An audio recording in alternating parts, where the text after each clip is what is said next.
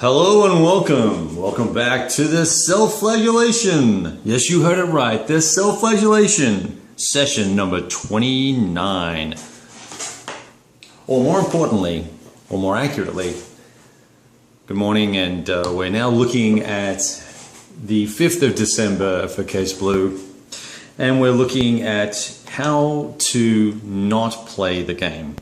This is an important video for you guys who ASL players or OCS players or TCS players or Labate players, the sophisticated connoisseurs of wargaming.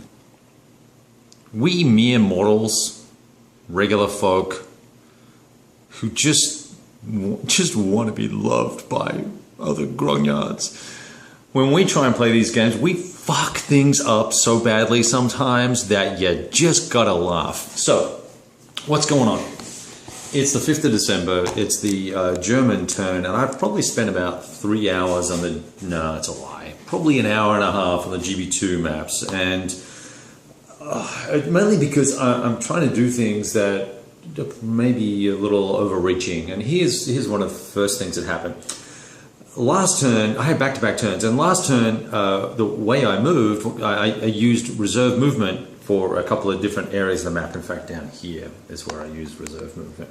And because I've got a lot of distractions going on in my life and things are complicated and I'm playing kind of a half of a turn here and there, it can get a little weird and I forget where we're at. Well, I had forgotten that I had moved all these guys in the reserve phase. And so as I was sitting here looking at the map, I was thinking, if I moved those guys last turn, that means I didn't check supply last turn because all these guys are out of supply. There's no way these. Well, what the hell am I doing?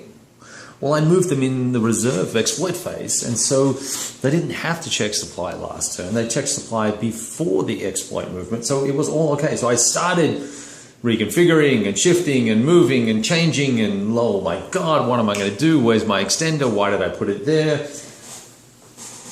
And of course, the good thing is I'm playing solo, because if you were playing with me and playing this, you would hate me at this point. But I also think if I was playing someone faced or opposed or in a team, you'd be consulting with each other and checking things and playing together. You got two sets of eyes looking at stuff as opposed to one set of eyes looking at both sides. So, be that as it may be, I've moved the extender,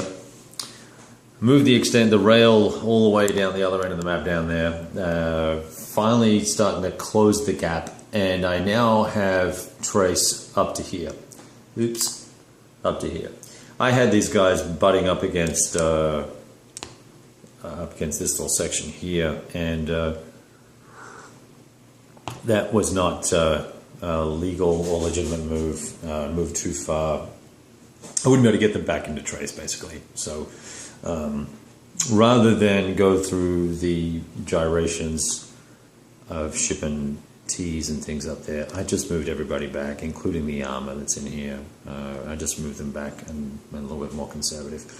So, mea culpa there. So you think, oh, okay, well, surely you must have learned something from that, Kevin. Well, yeah, I did, but I carried on with my bad self down here and started looking at this little section here. And if you recall, last turn, I meandered a couple of groups of forces into here, and we kind of pressed down on this way. I think we knocked out one unit here. I cleared this out this turn, and I've got this road going back to here, and it's going to be awesome. Well, so I start moving and attacking, and I attack these guys attacked here. Well, they're out of frickin' supply, right? So, because I moved everybody before I double-checked my trace. So, despite these guys being out of supply, it's just a mess. Anyway, I'm here. The point is I'm there. And it was very expensive. I had to blow through a lot of tea to allow the attacks to happen. And in fact, and I put that marker on them just to track that they're going to be out of supply next turn, is actually what that's there for. So I don't forget.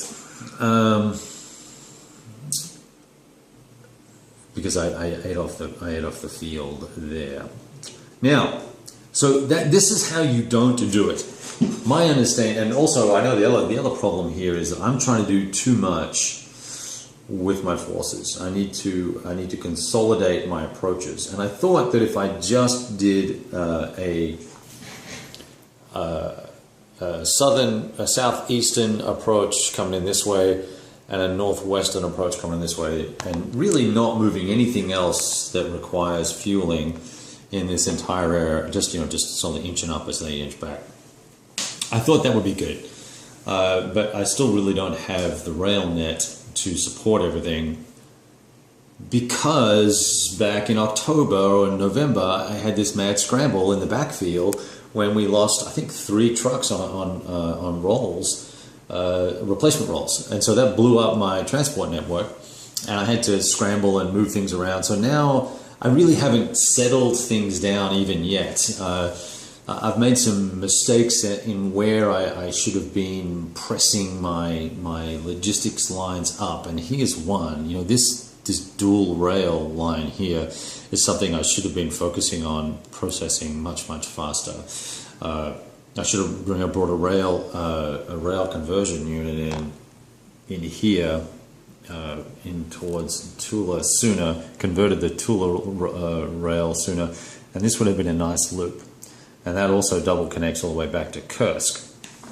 And the double rails are important because it's half the cost for train movement and rail movement, and you only get 3 rail SP equivalent movement in December and January because of the freeze and all that sort of stuff. So that means bringing supply in all the way, there's the railhead there, bringing supply in there and then having to rail it up here and then move it is not complicated, but it's expensive to do that.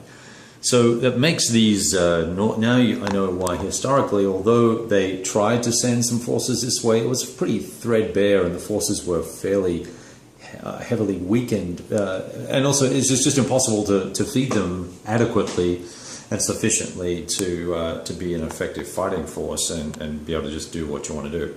The same sort of problem here, but down here I've got more trucks and wagons. I've got a 5-truck extender here. There's another wagon extender back there, somewhere just where that blue thingy is there. And so it's working, but I've still got to get the SP from where they come in on the board. I've got maybe, I think there's 3 or 4 trucks down in Orel that are shipping stuff like crazy up the highway. I've got some wagons that I've brought in from this side of the board, the western side of the board. Very complicated, and I feel like that's me making... I think we just got disconnected there. Feels like it's me making it complicated as opposed to the game making it complicated for myself. So I'm going to leave it at that. There are some other interesting things going on. I did some little forward planning for a change. I started transferring some air units up here and brought along with them the paratroopers, and I'm going to try and bring the big regiment up from Kursk as well in the next turn or two. They're coming by strap move up the road there. I was going to fly them up, but too expensive. Too many aeroplanes required, etc., etc. So yeah, these transferred and these transported into here, these forces here. So anyway, we'll see if we can do this encirclement, and if we can't do it, then we'll be in all sorts of strife this term, that's for sure. Well, this coming January, not this term. The Soviets, we'll talk about the Soviets later. But anyway, look, that's all I had to say. I'll link up these 2 pieces of video together for you, and we can all have a chuckle at my expense. It's pretty hilarious. I will talk to you soon.